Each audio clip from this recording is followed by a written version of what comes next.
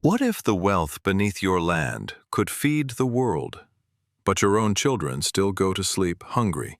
My brothers and sisters across Africa, wherever you are listening from today, I send you strength. I send you peace. And I ask you, let us stand together. Because this story is not just about one country. It is about all of us. For decades, Burkina Faso has lived a painful contradiction. A land rich in gold, more than 60 tons pulled from its soil every single year, yet ranked among the poorest nations on earth. A country where the ground shines with wealth, but the people walk on dust. The truth is difficult to hear, but it must be said. The gold did not stay. It left. It traveled north, refined, polished, and sold at prices the people who owned it could never afford. Meanwhile, inside Burkina Faso, life expectancy barely reached 61 years. Only a fraction of families had access to clean water. Entire communities lived without electricity, without hospitals, without the most basic security. And then came the fear. Not just poverty, but violence. Beginning around 2015, attacks spread across the land. Villages burned. Schools closed. Markets emptied. What was once daily life became survival. What was once community became displacement. By 2022, the situation had reached a breaking point. Governments had changed. Promises had been made. Foreign troops had arrived. Aid had flowed. But the suffering did not stop. In fact, it grew. And this is the part the world rarely talks about. A nation can survive poverty. A nation can rebuild after war. But when a people begin to feel that their future is no longer in their own hands, something deeper breaks. That is where Burkina Faso stood. Not just wounded, but losing belief. And then, in September 2022, everything changed. A young captain stepped forward, not with a long speech, not with foreign approval, but with a decision. Ibrahim Traoré took power. And whether the world was ready or not, a new chapter began. But here's the question you must hold on to as we move forward. Was this the beginning of freedom, or the beginning of a much harder fight? Okay, tiptuk. When Ibrahim Traoré stepped into power in September 2022, he did not inherit a functioning nation. He inherited a system that many believed was already collapsing. For years, Burkina Faso had followed what the world called the standard model. Accept foreign aid. Cooperate with international partners. Allow external military presence. Trust that stability would come. But stability never came.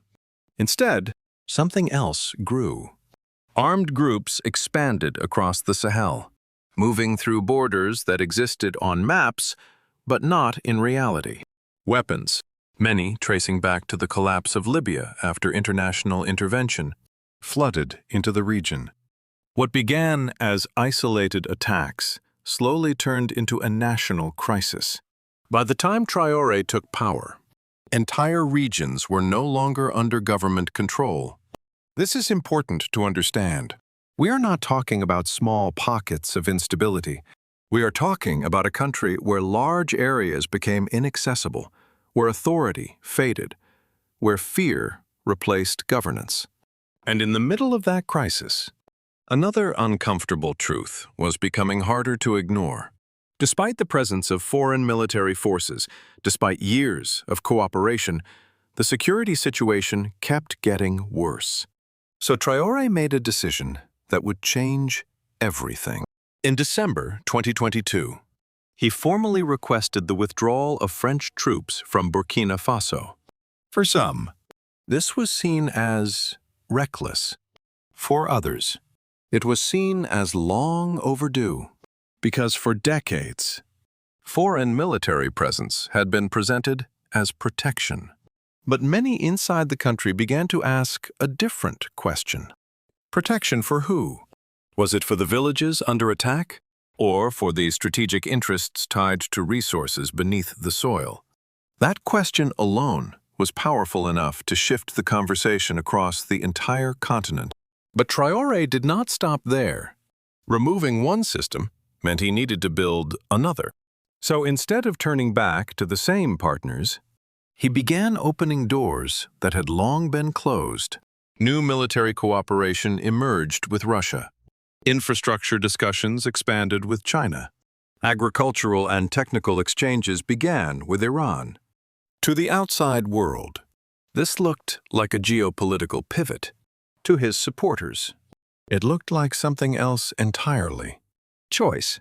For the first time in decades, Burkina Faso was not locked into a single path defined by history.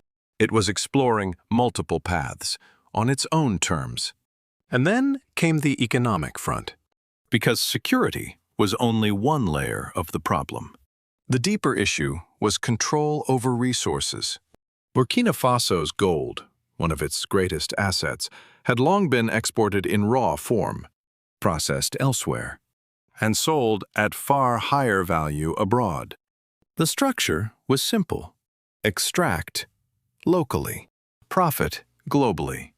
Traoré's government began pushing to renegotiate mining agreements, aiming to keep more value inside the country. Processing facilities were discussed. Local benefit became part of the conversation. Economic sovereignty was no longer just an idea, it became policy. But here is where things become complicated. Because changing direction is one thing, sustaining it is something else entirely. Breaking away from long-standing systems does not happen without consequences. Foreign investment began to slow. Financial pressure increased. Diplomatic tensions grew. And then came one of the most controversial decisions of all.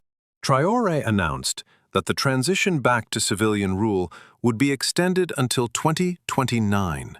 To his critics, this was a clear sign of authoritarian ambition. To his supporters, it was a necessary pause. Time needed to rebuild a nation before handing it back to a system that had previously failed. Because in their eyes, rushing elections without stability would only bring back the same cycle under a different name. This is where the story stops being simple.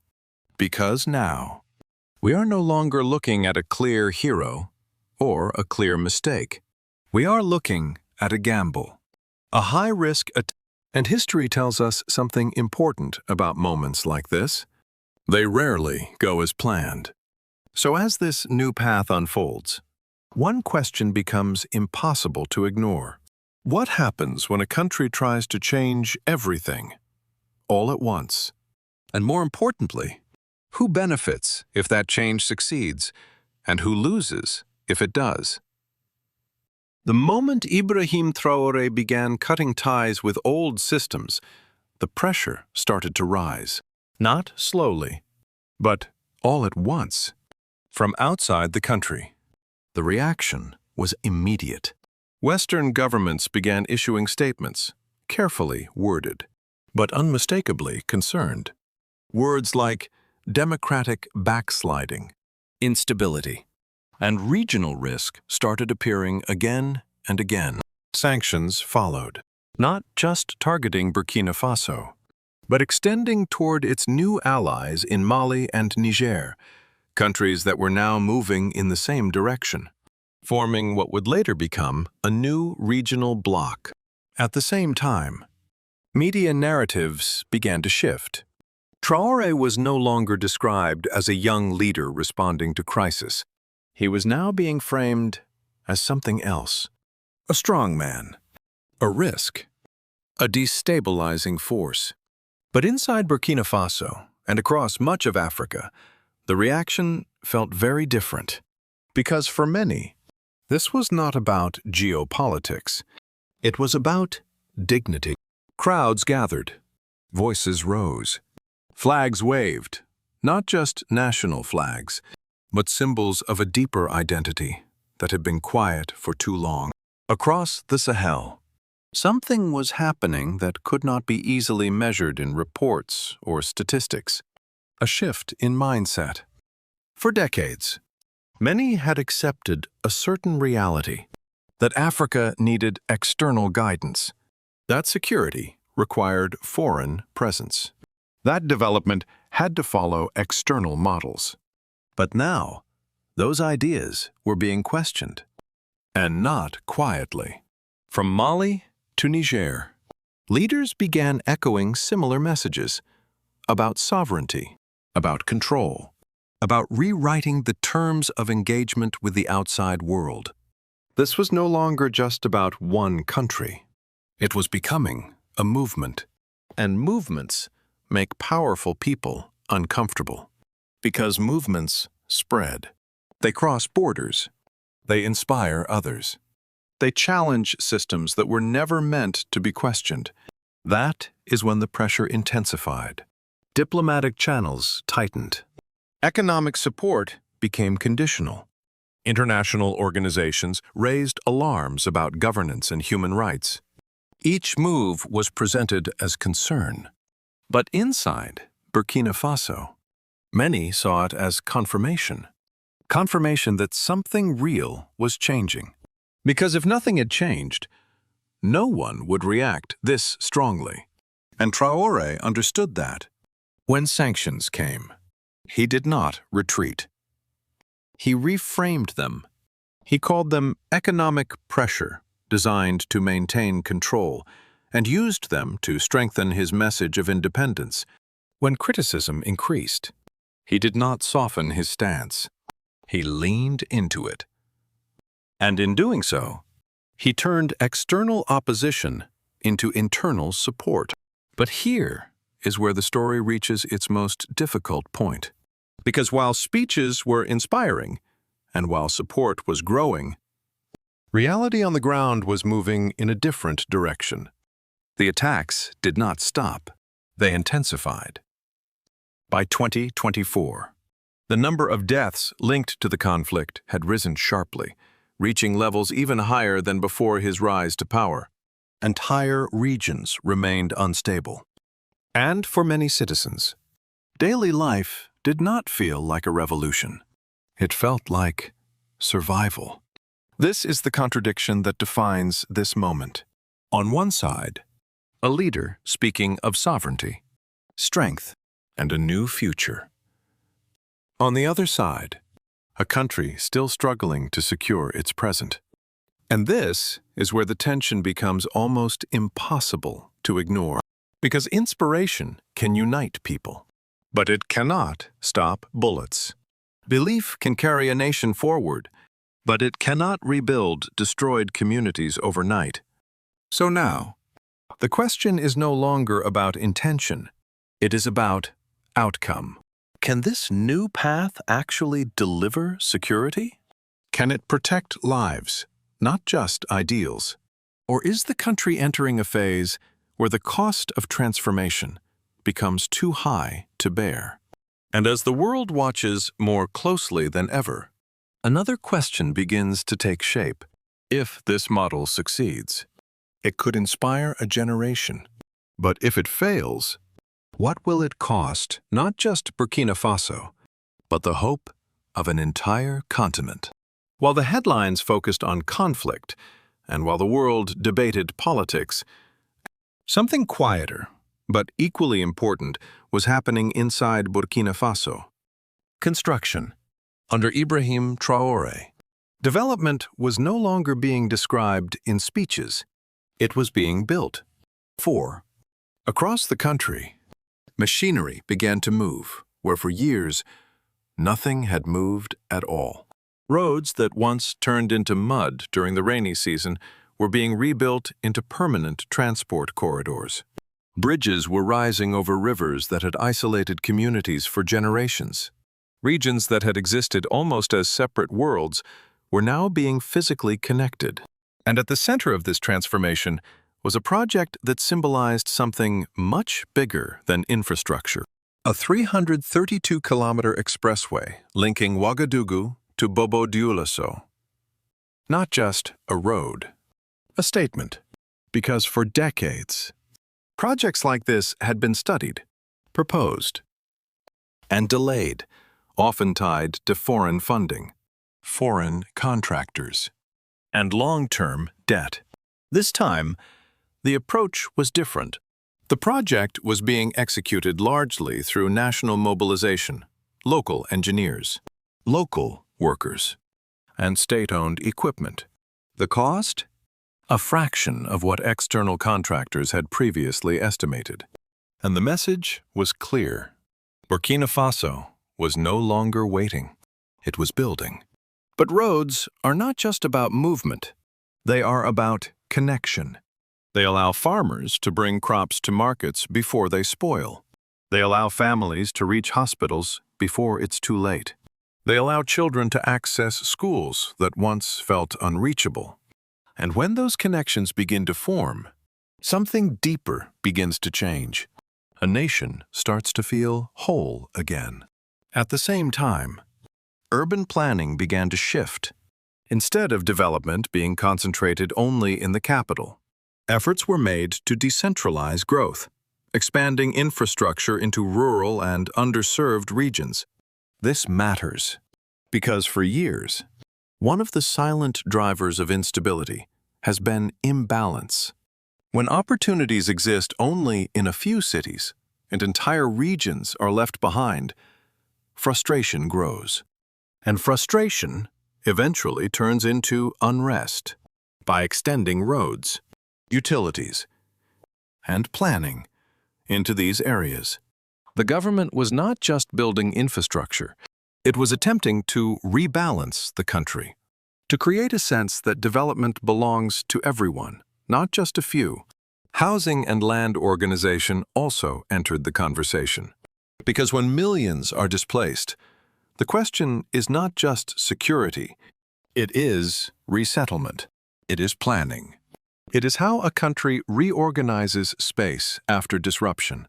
Efforts began to map land use more clearly, to structure how communities could be rebuilt, and to ensure that future expansion would not follow the same patterns of neglect. This is not an easy process. Land carries history. Land carries identity. And reorganizing it requires more than policy. It requires trust. But again, the intention was clear. To move from reaction to design. To move from survival to structure. And yet, even here, the same tension remains. Because infrastructure takes time. Roads are not built overnight.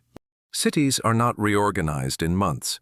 And while these projects move forward, people are still living through the present reality of insecurity and economic strain. So once again, Burkina Faso stands between two timelines. One is immediate, defined by conflict, displacement, and uncertainty. The other is long-term, defined by roads, systems, and the possibility of stability. And the success of everything depends on one critical question. Can these long-term foundations be built fast enough to support a nation still under pressure today? Or will the weight of the present slow down the promise of the future? As the momentum of change continued to build around Ibrahim Traoré, the reality beneath that momentum began to reveal something much heavier. Because revolutions are powerful in words, but they are tested in consequences. By 2024, Burkina Faso was facing one of the largest displacement crises in its history. More than 2 million people, nearly 1 out of every 10 citizens, had been forced to leave their homes. Entire regions were emptied, not because people wanted to leave, but because staying was no longer possible. Villages that once had structure, rhythm, and life became silent spaces. Schools were no longer places of learning. Clinics were no longer places of healing. Markets, once the center of community, stopped functioning. And when those three things disappear, education, healthcare, and trade, a society doesn't just suffer, it begins to fracture. This is the kind of damage that does not make headlines every day. There are no dramatic images for it, but it changes everything. Because once a population is displaced at that scale, rebuilding becomes exponentially harder. Social trust weakens. Local economies collapse. Generations grow up without stability. And in the middle of that, the state is expected to rebuild control. At the same time, the economic pressure was tightening. For years, Burkina Faso had depended on a narrow structure, gold exports, and limited agricultural output. That structure had always been fragile. But now it was under even greater strain. Efforts to reclaim control over resources were underway. Mining agreements were being revisited. Local processing was being discussed. National ownership was becoming a priority. But structural change takes time. And time is exactly what a country at war does not have. Foreign investment slowed significantly. Access to international capital became more limited. Large infrastructure plans faced delays, not because of a lack of vision, but because of constrained resources. At the same time, new partnerships were forming. Russia offered military support. China brought infrastructure opportunities. Iran introduced technical cooperation. But here is the reality few people want to say out loud. No partnership is without conditions. Every alliance comes with expectations. Every agreement comes with trade-offs. And for a country trying to break free from dependency, this creates a difficult paradox. How do you reduce reliance while still needing support? That tension sits at the center of everything happening. And then came another, quieter consequence. One that does not appear in official reports, but can shape the future more than any policy. The departure of talent. As instability continued and opportunities remained uncertain, many skilled and educated citizens began to leave. Not out of disloyalty, not out of lack of belief, but out of necessity.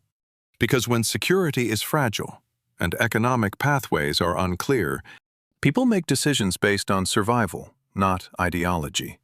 And when those who have the ability to build systems, create businesses, and strengthen institutions begin to leave, the cost is not immediate, but it is long-term.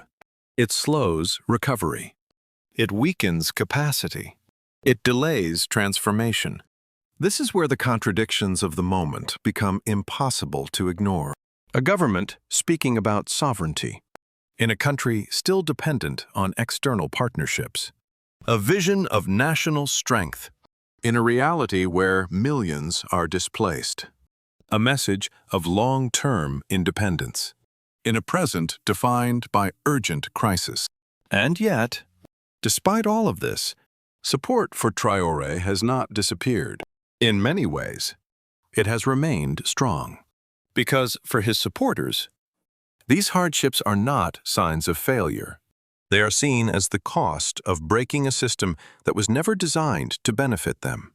This is the emotional core of the situation, not blind loyalty, but a belief that short-term suffering may lead to long-term freedom.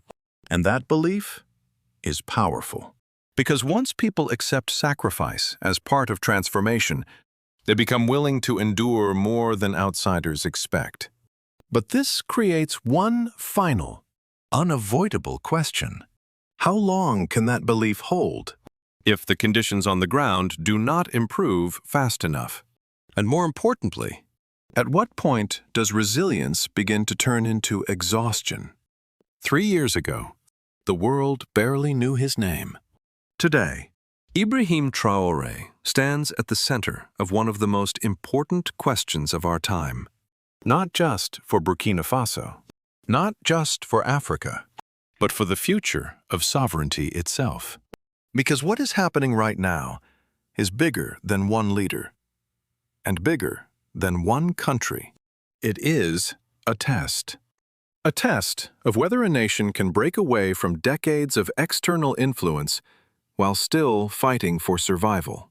A test of whether independence can be built in the middle of instability.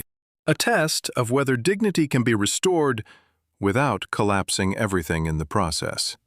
And history is watching closely. If this path succeeds, if Burkina Faso manages to secure its land, stabilize its economy, and build on its own terms, it will send a message across the world that another model is possible. That Africa does not have to follow the same script it has been given for generations. But if it fails, the consequences will go far beyond borders. Because failure would not just weaken one government, it would reinforce a belief that has existed for far too long. That true independence is too dangerous, too unstable, too costly to attempt. And that belief could silence an entire generation. So now, everything comes down to this moment. A country rebuilding while under pressure. A leader carrying expectations far beyond his borders. A people balancing hope and hardship at the same time. And maybe this is where you come in. Because understanding this story is not about choosing sides. It is about asking honest questions. If you were in that position, would you choose stability with dependence or uncertainty with control? Take a moment and think about that. Because the answer is not simple. And maybe it was never meant to be. What we are witnessing is not the end of a story. It is the beginning of one. And whether it becomes a lesson of success or a warning for the future will depend on what happens next. So stay with this story. Watch closely, because history is not something we read in books. Sometimes it unfolds right in front of us.